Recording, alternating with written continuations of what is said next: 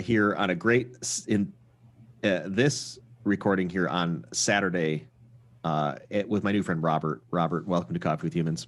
Thank you. Thanks for having me on.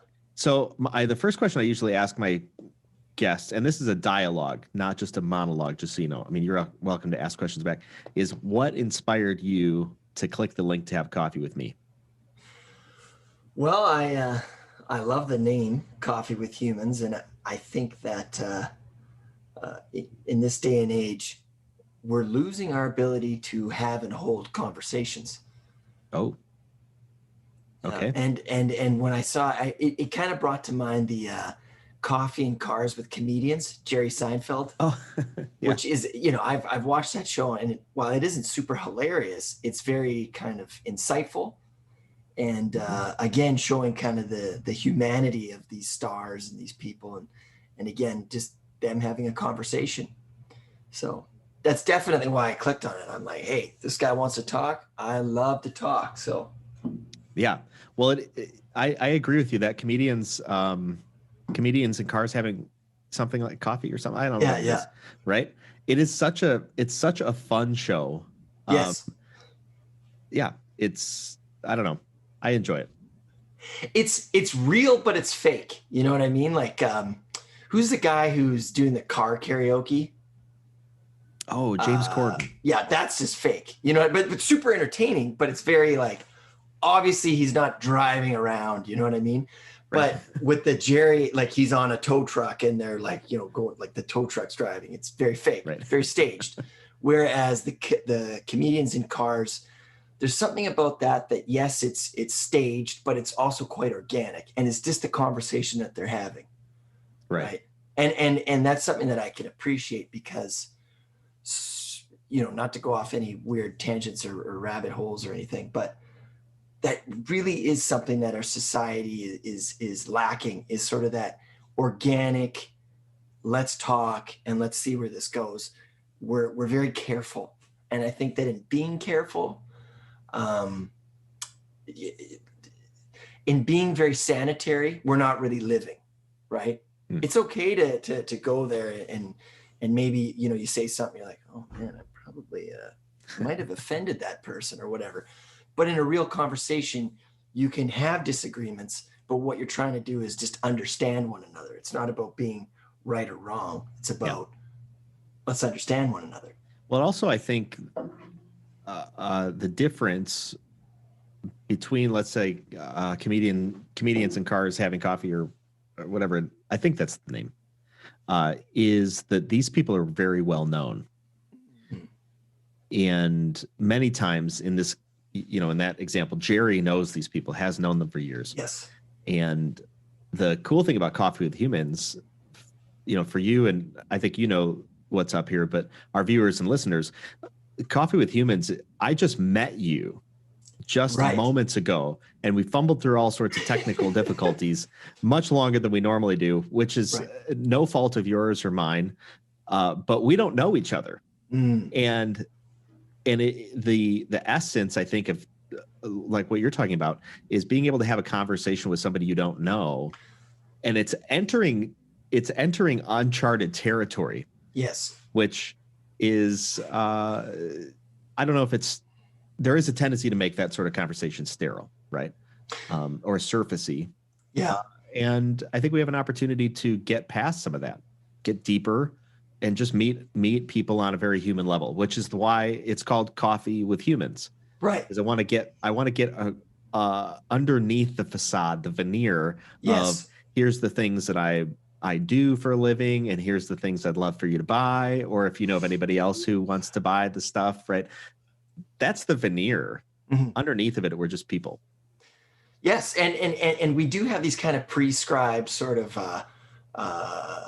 don't talk about this, don't talk about that, and you're kind of just like reading your prompter, and you're like, yes, I like to go for long walks on the beach, but you're not really. That's not really who you are, and I think that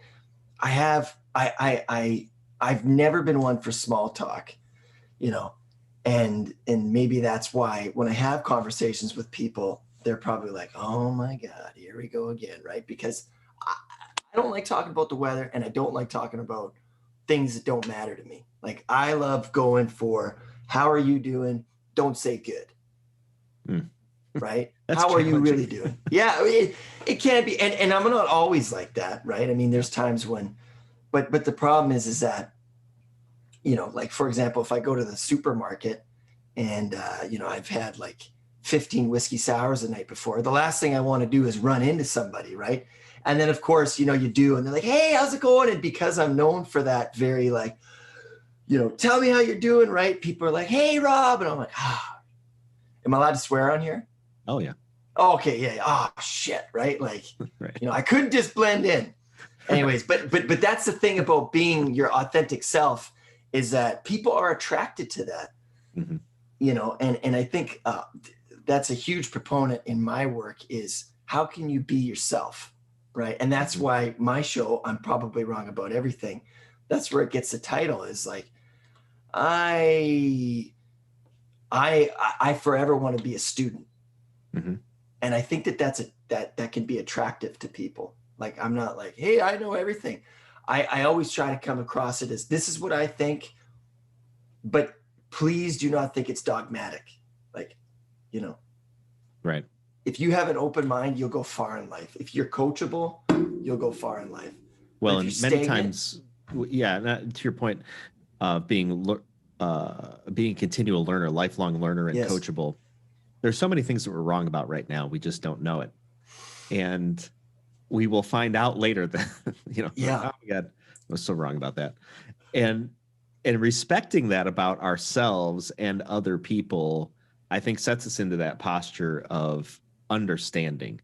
First thing I want to do is I want to try and understand you. And this is a lofty goal. No, I'm not especially good at it. And I don't know that people in general come to that place of easily settling into this idea that I'm going to understand you first before I judge you or respond to you. I don't think that's an easy thing for people, but life experience perhaps and wisdom over time sets in, and maybe patience. Yes, I think is a big part of that as well. Just understanding that people's roads sometimes are long and circuitous, and we don't need to correct everything right now. Just give it time. Yeah. Relax into the process. Yeah. Well, and there is that thing of like change versus being gradual, and change being a blitzkrieg, right? And kind of tapping into my history of World War II. Blitzkrieg was just like, and they would just power through the enemy, but they were so fast that sometimes there'd be pockets of soldiers and stuff. And they're like, dude, what the hell's going on? Right. Because they've just passed through them. And the change can be very chaotic. Right. And I think that that's what it means, that, we have to be the tortoise and the hare, right? We have to be, it's all about progress, not perfection, and not getting it right now, because then it's fragile, I think. Yeah, I think you're right. I'm curious. One of the things you wrote when you signed up on the link was, if your life were a novel, one of the chapters would be titled "Serenity Amidst Chaos." Where's that come from? Well, there's a saying, I'm not saying this is an actual stat, but 98% of the world's misery is based upon people trying to control others or things that are not within their control. The only person you have control over is yourself. Okay. And the world's always going to be chaotic, right? Because it's out of our hands. And when we try to, white knuckle things, that just jacks us up, right? So we need to kind of be mindful. And again, there's that idea of the blitzkrieg change. Yeah. If you want to change the world, you have to change yourself. And going back to what you were saying earlier about these conversations is an understanding, is you have to know yourself first. Like, for example, I know I'm a very, I'm a very liberal-minded person, right? And sometimes in my, quote unquote liberalism,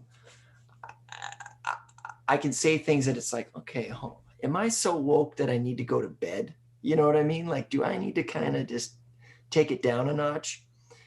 You know, because I can get super excited. Yeah.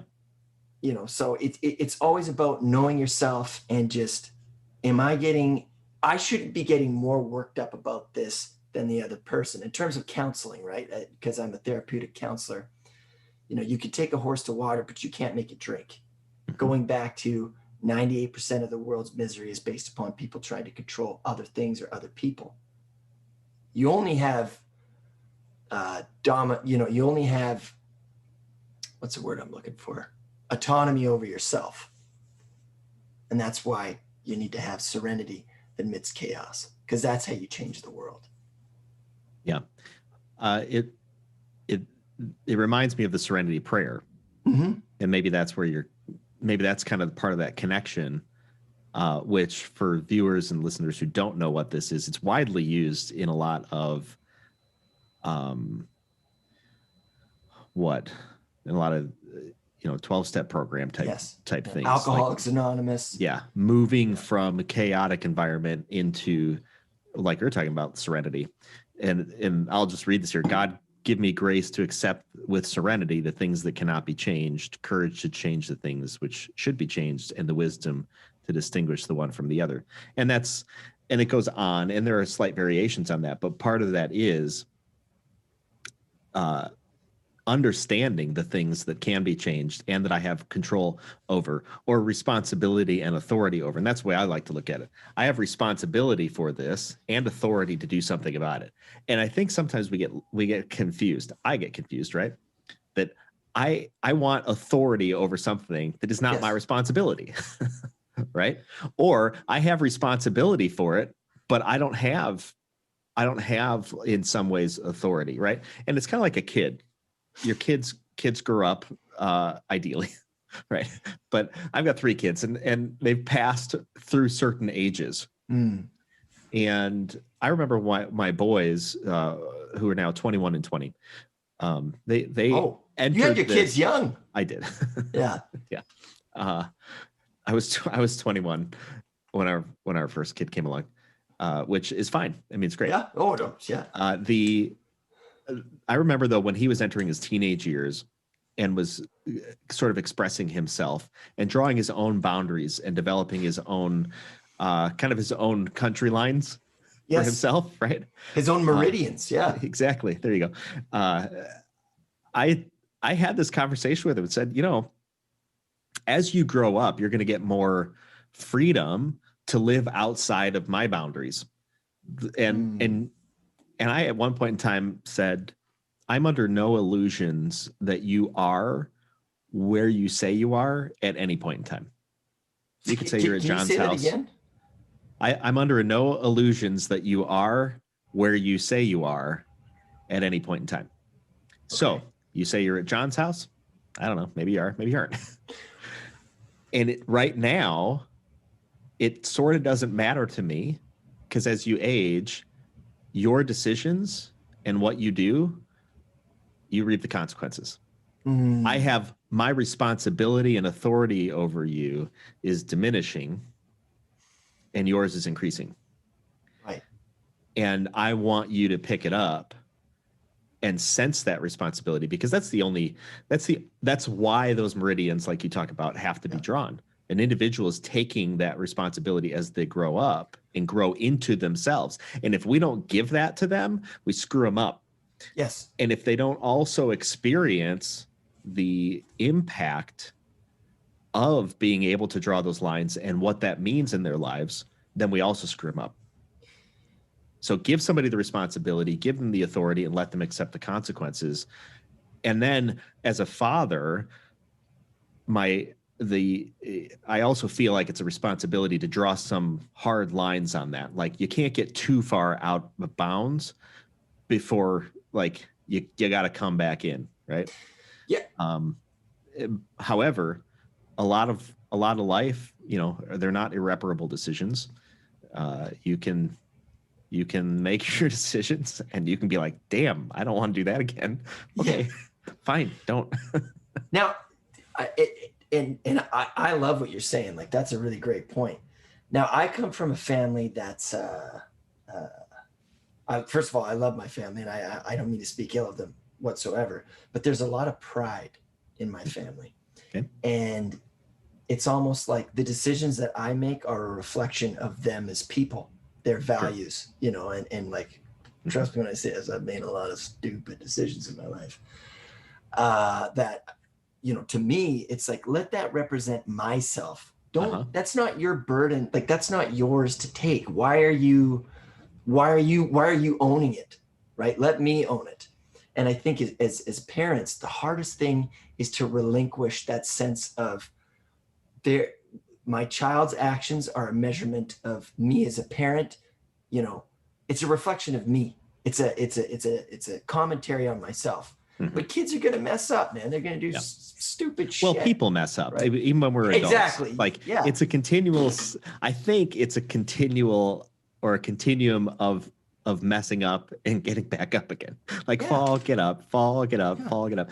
And I think some of this idea of pride comes back to identity. Do we know who we are as individuals? And have we been able to separate this idea that we make decisions, but those are not necessarily our identity, right? Excellent point. That's go ahead. And then it reduces, or can maybe reduce this idea that all the positive things I've done and all the successes, those are not my identity. And all the way things just terribly didn't work out, those are also not my identity. They're just what I decided. And I was probably wrong in some ways, and I didn't know it at the time, or maybe I did, but I did what I could. And now I offer myself like the Serenity Prayer says, the grace to be able to change. And that word grace is so important, because I think people don't consider that enough. We don't relax into grace. I mean, the whole world about grace is that it is undeserved. It's like an undeserved favor, an undeserved merit. And so we undeservingly, because we sometimes look at ourselves and think, I don't deserve to be able to change this. Right? Look at all the ways I've messed up. Look at all the ways things have gone horribly bad. I don't deserve this anymore. And what we do is we have to offer ourselves the grace to be able to go, no, you screwed it up. But you are deserving now of change, of being the person that you want to be. And talking to ourselves many times, like I talk to my kid, hey, your decisions are your decisions. Nothing here is going to change my love and care for you. Yes. But now the decisions you make are going to just put you on a path. If that's the path that you want to be on, if that's the life you want to build, that's great. That's for you. And I don't even have to agree with it, but it's yours. And I'm giving you this. And if it doesn't work out, okay, like no harm, no foul, change. It's all right. Got to make it easy to come back. And I think we got to make it easy for ourselves to come back to ourselves sometimes. It's like, damn, I was so far off. Yeah. Make it easy to come back. Yes. We set up these big walls. And that's, I think, what you talk about with your background. It's hard to come back when everybody shames you through the front door. Yes. Yeah. And shame and guilt, by the way, like when you look at addictions, addiction, again, this is kind of piggybacking off the Serenity Prayer, things like that. But of course, addictions can be based in traumas, in, all kinds of things, adverse childhood experiences, ACEs, they call them. But there's also this degree of the reason why we can't break these cycles is the shame and the guilt, right? Yeah. Like, why can't you figure it out? And again, going back to that grace, right? I love the show, the story, Les Miserables. The musical's great, but like the actual story by Victor Hugo and the character Jean Valjean, never thinking that he's like always being like, why I'm undeserving of this, right? And this this grace and this, I might even be messing up the storyline because it's so long ago that I heard it, but he's always beating himself up. And when we stop and just say, you know what, man, I'm worthy. If I'm leveling with this person and I'm saying you're worthy of it, then it's so often we say treat others the way we want to be treated, but we should treat ourselves like we need to do that for ourselves. Do you know what I mean? Like so often we're kind to others, which is great. Don't stop. But we have to remember about ourselves too, you know, taking care of ourselves. Like the whole oxygen mask on the airplane thing. You're no use to anybody if you don't put your mask on. And especially right now with COVID and the way the world is, going back to serenity amidst chaos, we have to take care of ourselves, right? And I've been getting into you know, meditation and things like that. And dude, that's helped me because my biggest shortcoming is my temper.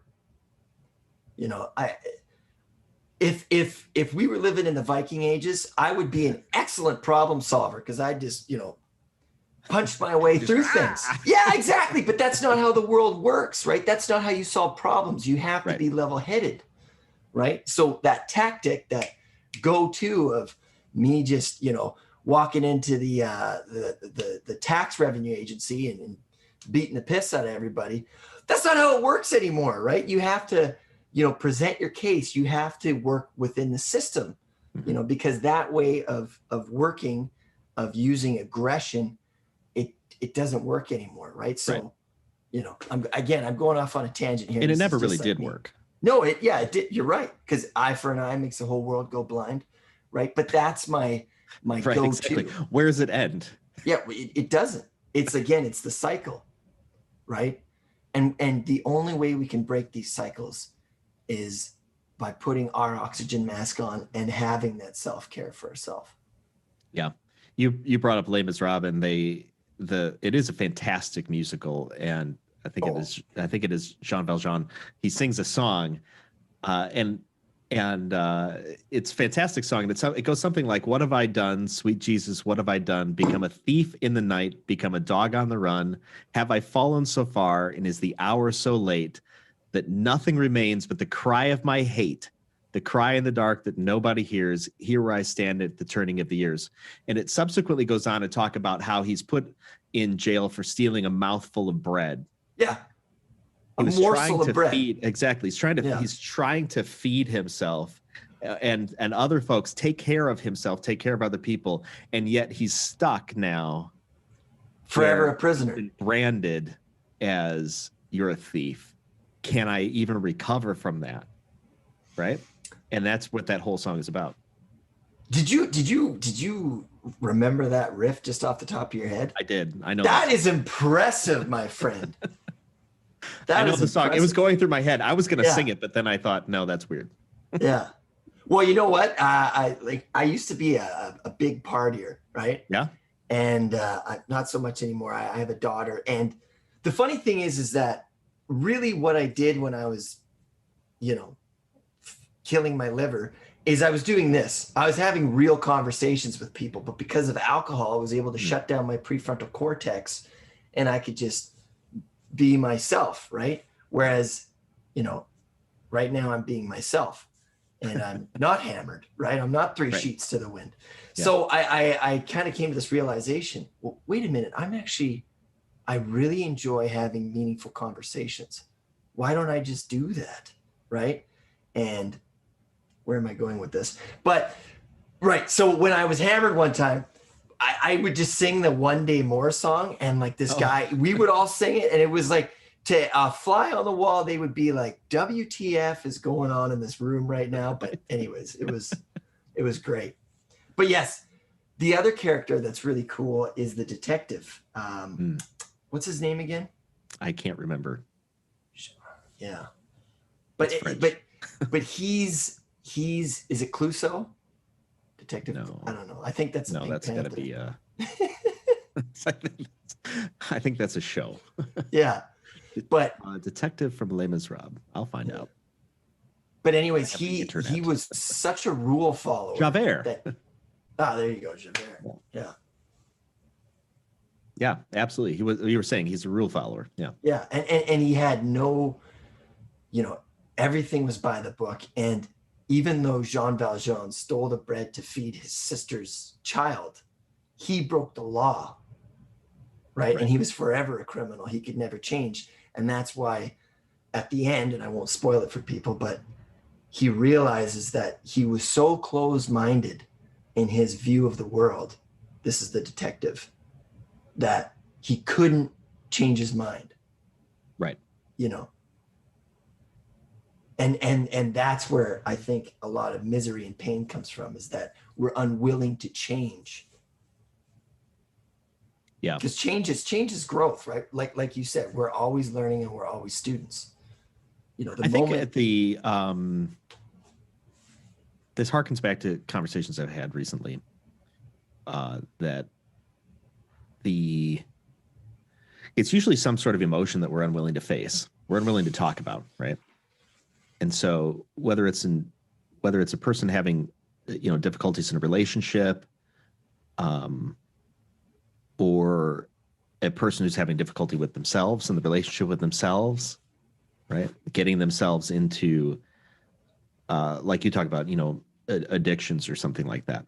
It's a salve for the wound, yes. but if we look deeper and ask why, several layers deep, then we come off with the core, and it's usually the core problem of I'm scared, I don't feel valuable, I'm not worth it, I'm too far gone, no one cares, it's me alone in a dark hole and no one is around. Those are the like those deep seated fears that people operate out of, and they'll want to say it. You and you out partying with your friends, having quote unquote meaningful conversations. Nobody's like, hey, you know what? I'm actually really terrified that, I'm not going to be able to, be valuable for this person here, or I'm concerned that, my family doesn't talk to me, or, my relationship with my daughter's broken and she'll never talk to me again. I mean, people have these things going on in their lives. I've got a friend who had a daughter years ago, probably 50 years ago, something like that. 50 years ago, yeah. Something like that. And due to some circumstances, his wife at the time moved back to the country she was from, and he's not seen her since. Doesn't know where she's at. Looked for her sometimes, but because the country that she went to, there's no easy way to trace her, and he hasn't seen her. Whoa. And it's brutal. Yeah.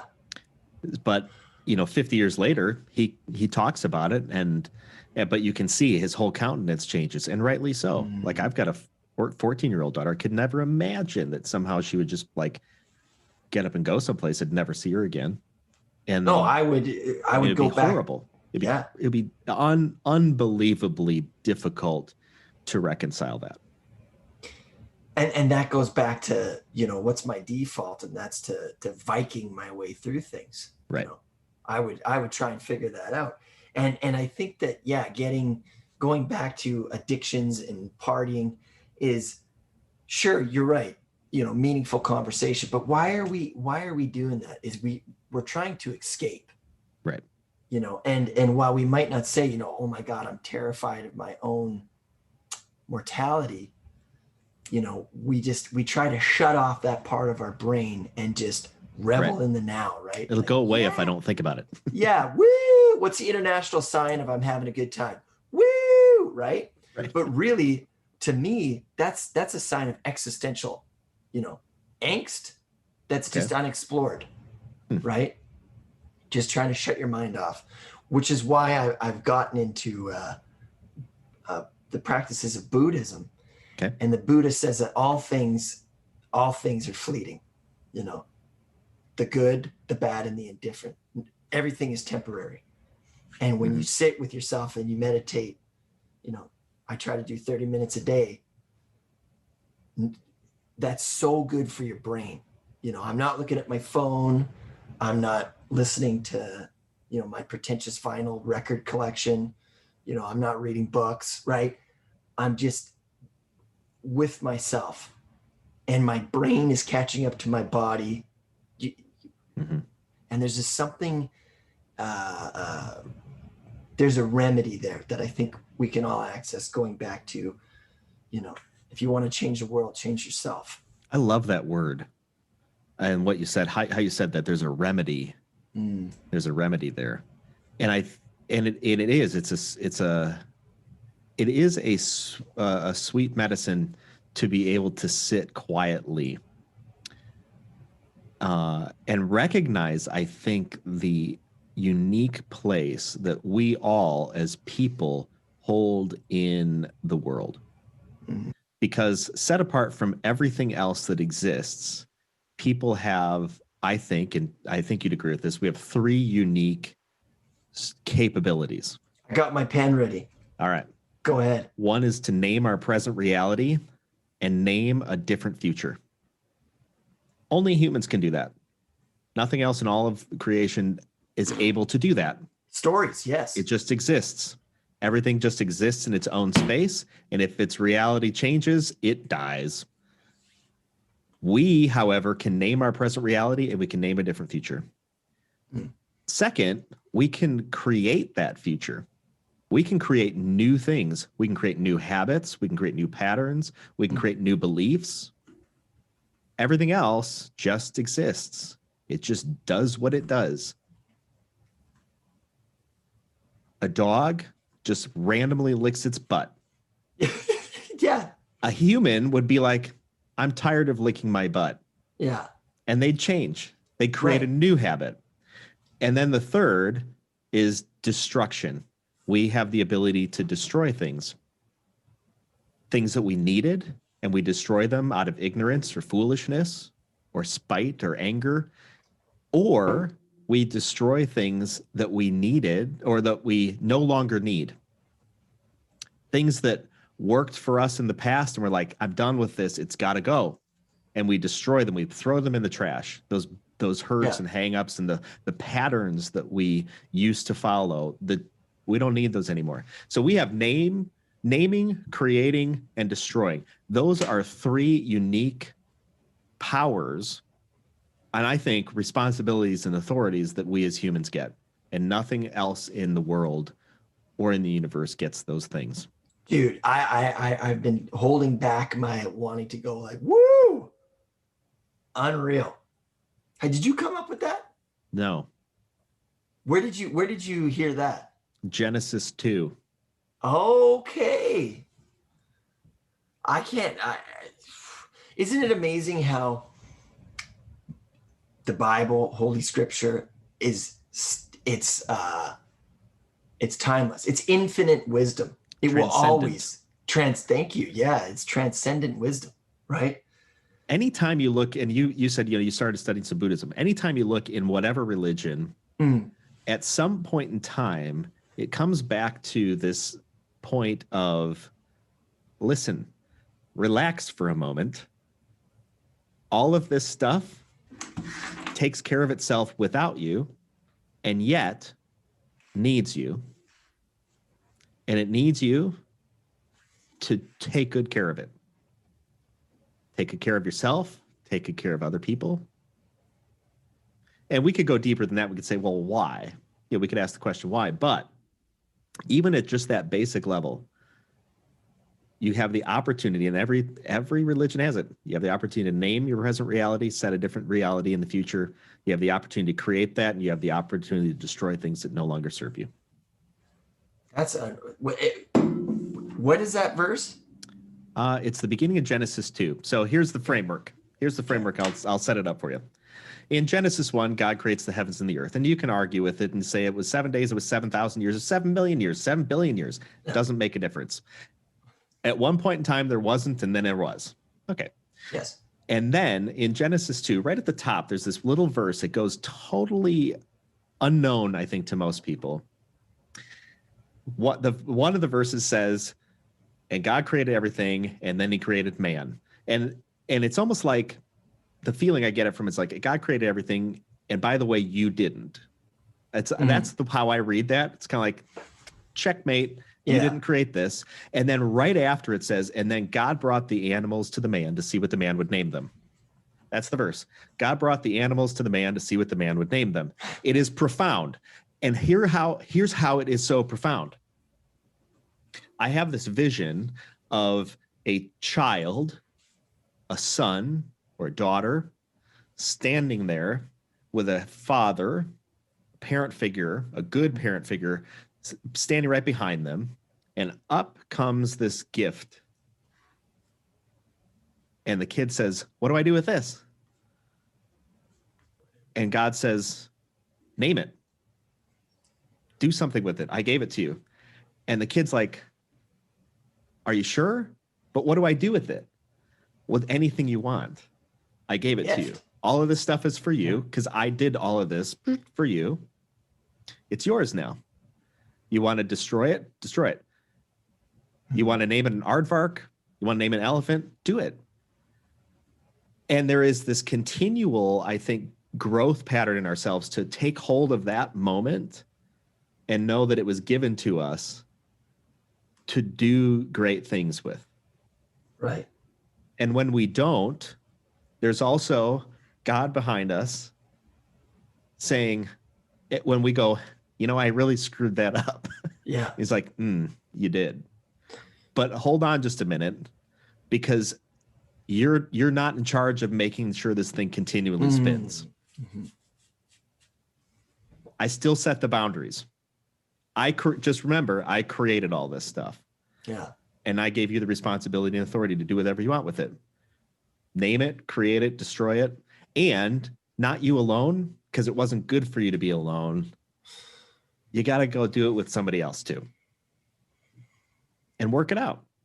And when you get stuck, talk to me. Sit in silence for a moment. Sit in stillness. Because I'm never very far away.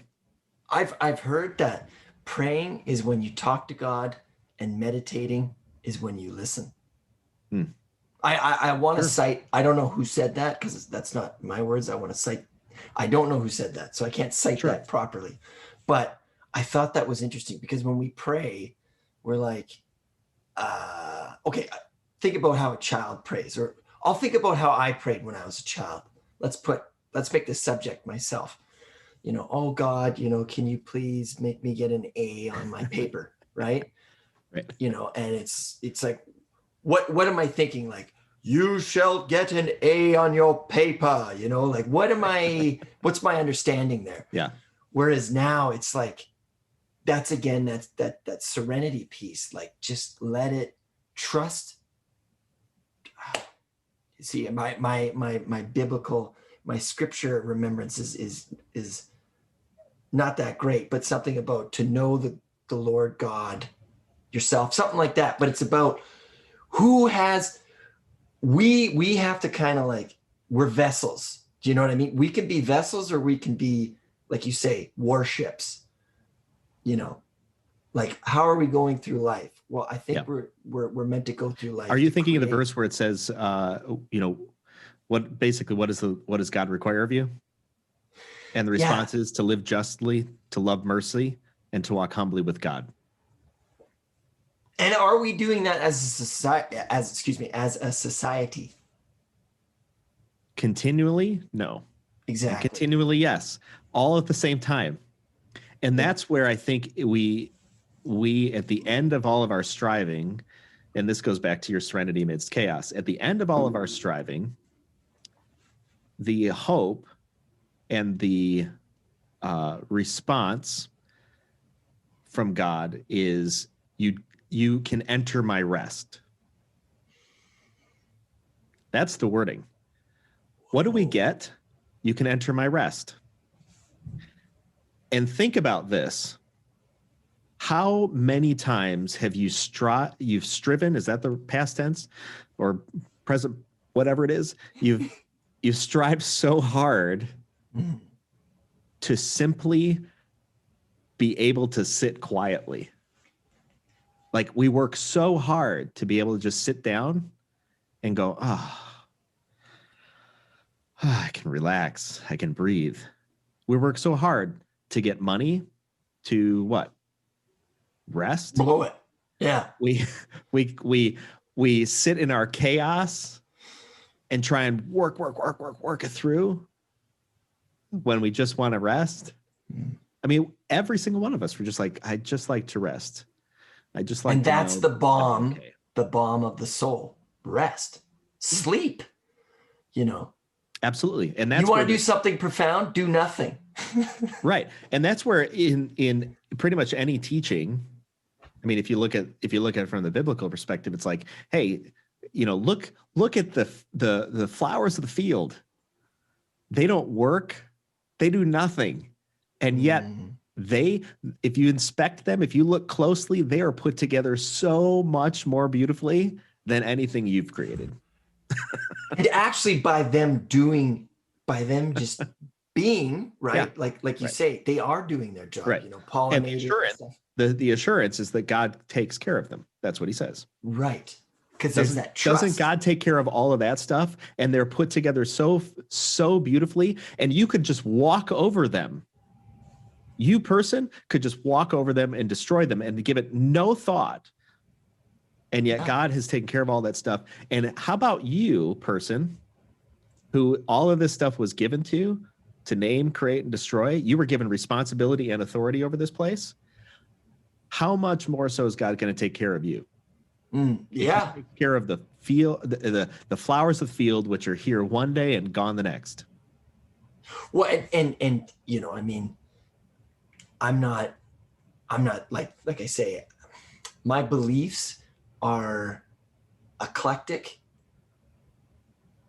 but there's that like you're saying about parenting. God is the ultimate parent, that unconditional self-regard, the prodigal son, right? I could go and destroy the world, like you say, which I won't, but God will still love you.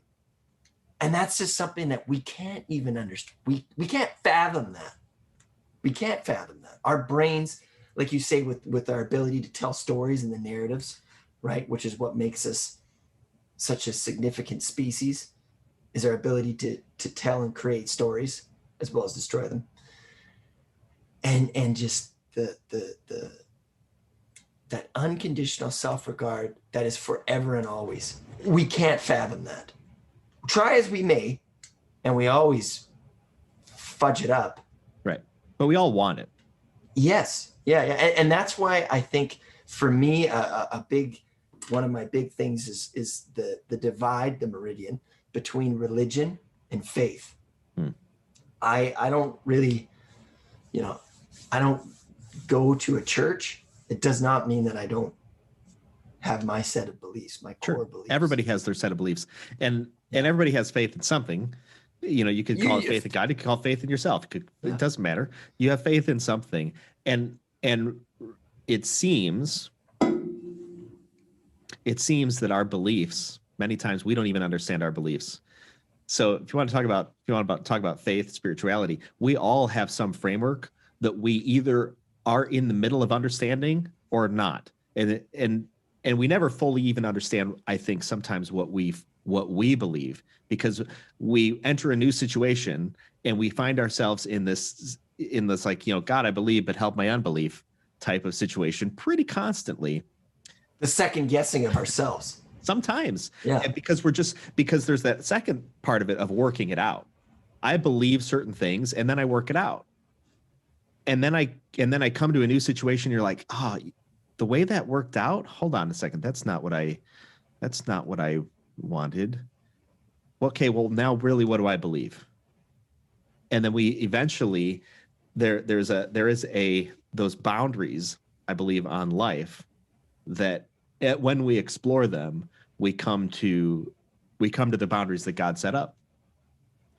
And it's shocking, not shocking, but it's interesting to me that if there's a serenity prayer that basically says, relax, person, and trust that there's a higher power and there's something bigger and greater going on here, and you need to accept the grace that's given to you and give yourself grace.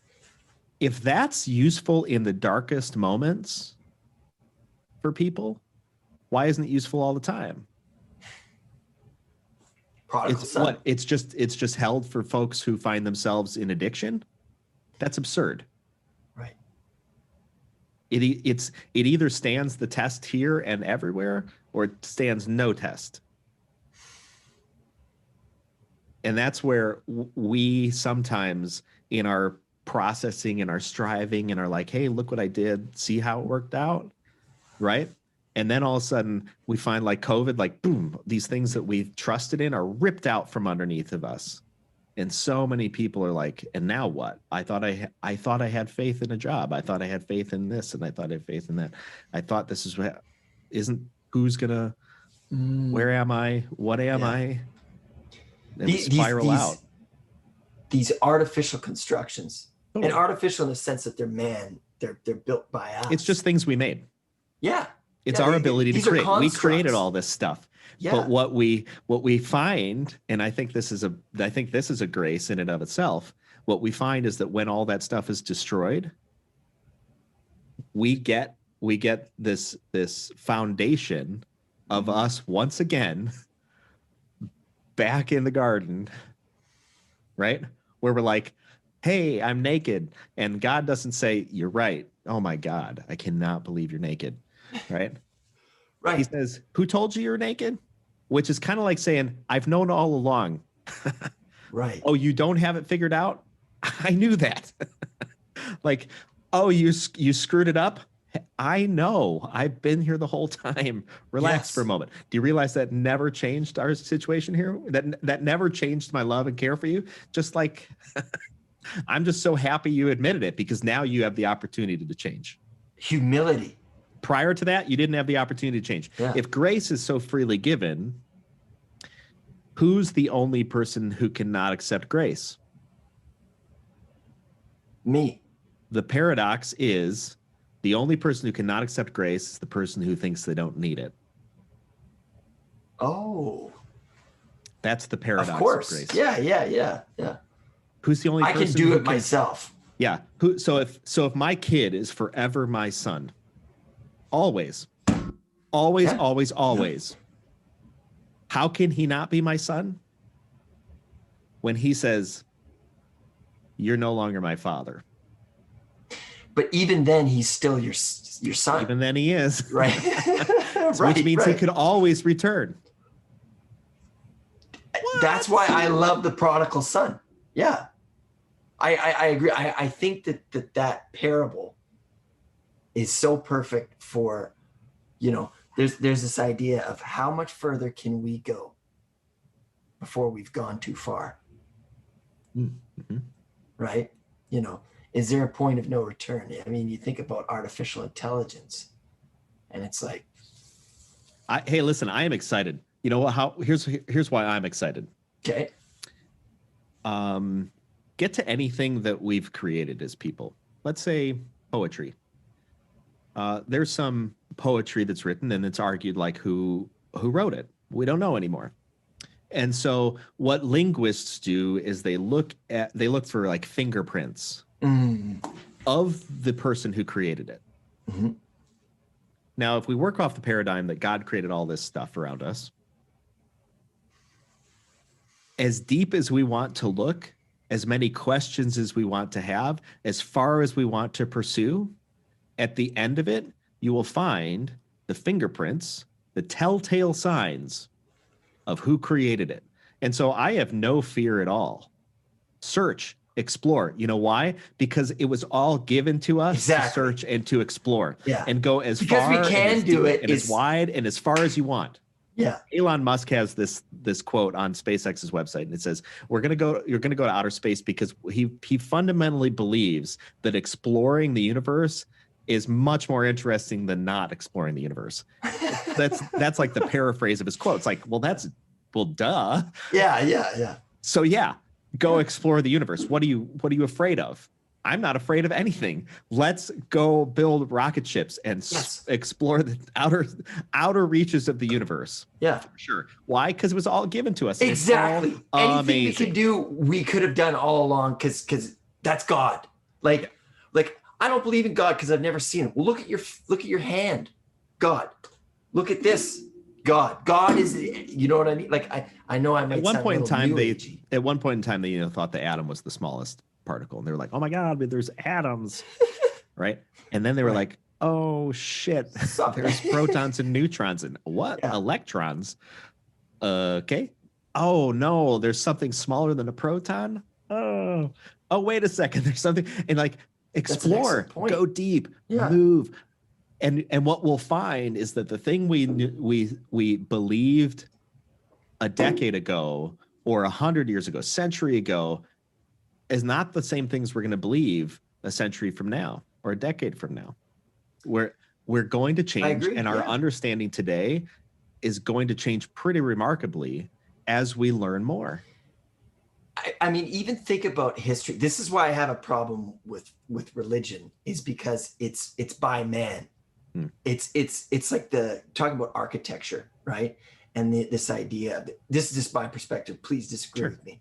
But again, our jobs, our institutions, all kind of the direction of man. And man is imperfect. Man, woman, humans are imperfect creatures. You know, we're really good at messing things up, but that's also how we get closer to where we need to go, right? That's wisdom.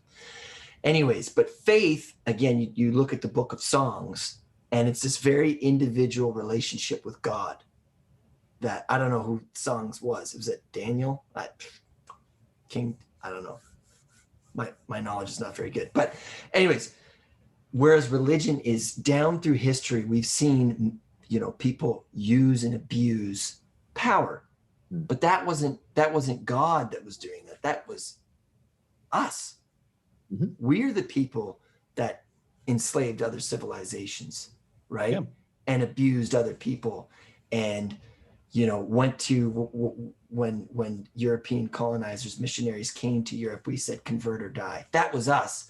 That is not a reflection of God, and that's why I have a problem with religion.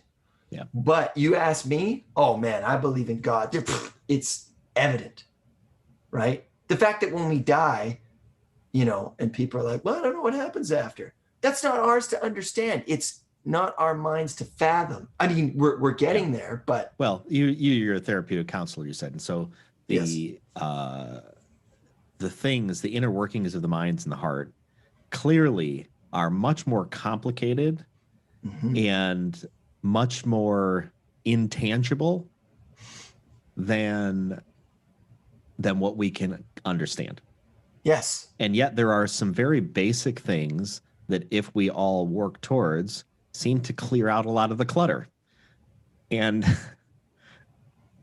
and it's pretty universal. Right? So I think the opportunity that we have is to live life to the fullest, take care of each other as best we can, and in the middle of it all, build some sort of framework for that serenity prayer. Okay, hey, there are things that can be changed, and God grant me the grace to be able to change those things, and to see the things that are not my responsibility, not my authority, and I should leave those things alone, because meanwhile I got my own stuff I need to work on. And then this idea, you know, the wisdom to know the difference between the two. Wisdom is long and deep. Solomon prayed for wisdom and he got it. And that's where you get Proverbs from. Mm-hmm. And a lot of the principles for management, a lot of the principles for how the world institutions That's an work, excellent point. Yeah, come from there. So pray for wisdom and you're going to get it. And you're going to get it through experience, and it's going to be hard experience for sure. But at the foundation of all of that is going to be something greater than ourselves. And that's the whole thing that allowed us to relax and rest anyhow. Was like, oh, I'm not in charge of the whole world. I am in charge of myself.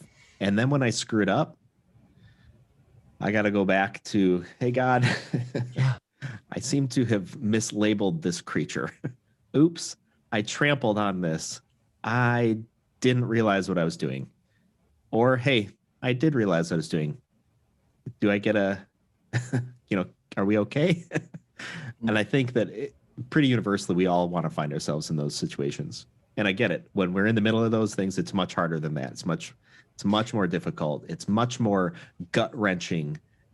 However, if we don't at least if we don't normalize the conversations to be able to have around that stuff, boy, I think we leave so much on the table for each other and for ourselves. And then of course we mess things up. Of course, so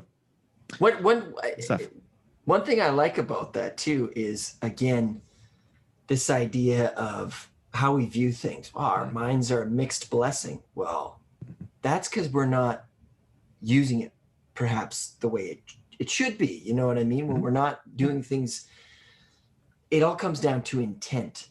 You just get that gut feeling when you know your intentions are impure. There's a book by the brain and a primatologist and brain doctor, Robert Spolansky. Okay. And it's called, anyways, Zebras don't get ulcers. They don't have stomach ulcers. That's the name of the book. Meaning that because we overthink and we stress ourselves out, we have all these diseases that are associated to that. Mm-hmm. Do zebras get cancer? I mean, I don't know. But probably. That's the other thing, is that how are we utilizing the gifts that we have? Yep. Right. And again, what can we relinquish? What are we holding on to so tightly? Is that ours to control? And when we let go of things and let God, as they say, let go and let God, beautiful things happen. Totally. Right. Well, we're at the end of our time, but okay. I'm going to answer that question and wrap it all together. I use Coffee with Humans to have meaningful conversations with strangers who become friends.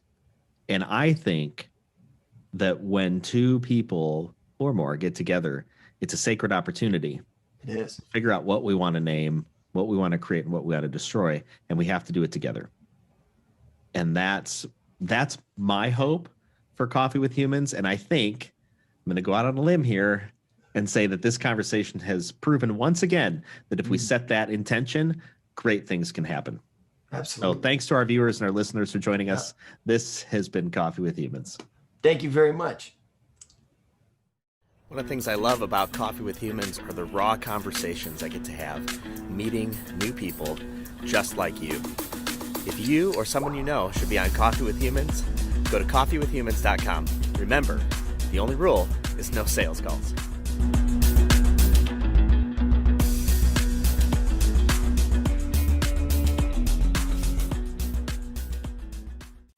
This has been Coffee with Humans. Subscribe to get updates or click to have coffee with me.